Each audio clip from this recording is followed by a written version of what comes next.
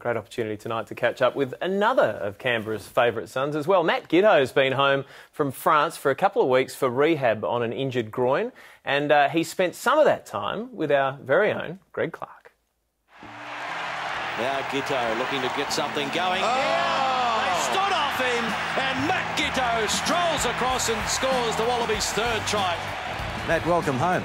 And it looks like you're enjoying some warm Australian weather as well.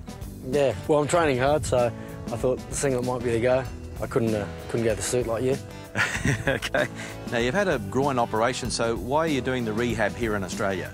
I just think with the language, I mean, I'm able to get by with the French, but I just think it's more clear. There's little things that you can communicate to the people here, and I feel more comfortable here, and I want to get myself right. How do you feel when you come back to Australia? Do you get itchy feet? The Rugby's are looking like they're going to have a good year, so do you think, what if I stayed? No, not really. I really enjoy watching the Super Rugby. For me, that time's certainly passed. You know, I had a great 10 years or 11 years playing Super Rugby, loved it. But now watching it, I really enjoy watching it. I don't feel that envious that I want to get out there and play. Are you bitter about how your Wallaby career ended? No, not really. I think at the time I was very bitter, but I think at the time in my head I hadn't experienced enough. I didn't have enough life experience. I think I probably placed too much importance on rugby at the time. Now I've got a couple of kids and I think rugby's in its rightful place. So, you know, while I felt bitter at the time, I had no right to feel that way. I played 92 tests, had a great, very fortunate to play that many times for the Wallabies and represent my country. So I'm certainly not bitter now. At the time I felt bitter, but I had no right to feel that way. He's missed it. Oh my goodness. Matt Giteau misses one from in front. Well, you had a falling out with the then coach Robbie Deans. What was the turning point? Was it the missed kick against England, 2010?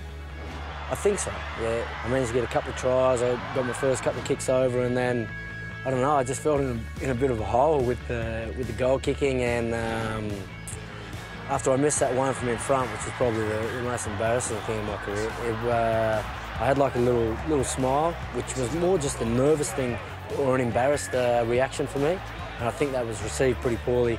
And then from there, it just, yeah, things I think unravelled from there.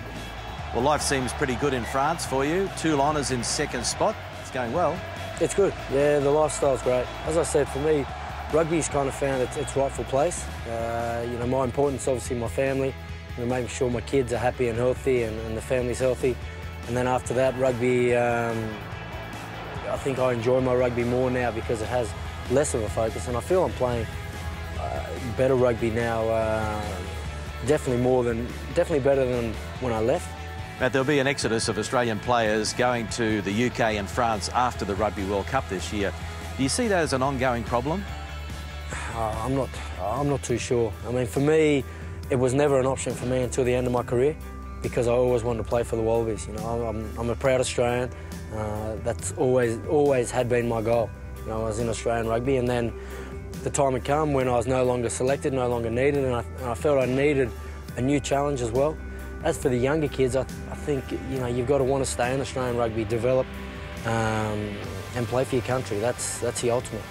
Should overseas-based players be selected for the Wallabies? Absolutely, starting now.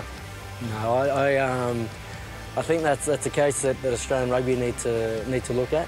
Now, I'm not trying to put you out to pasture, but what does a future hold for Matt Giteau? Yeah, signed a deal which I probably I wasn't worth, or I shouldn't have been given, certainly at my age. To sign a 3-year deal, so once I was given that, I jumped at it and I took it, so I may come back. Yeah, the last few years, who knows, I might be holding a pay, but for me, I've always been competitive, so I'll keep giving it all I've got until there's nothing left.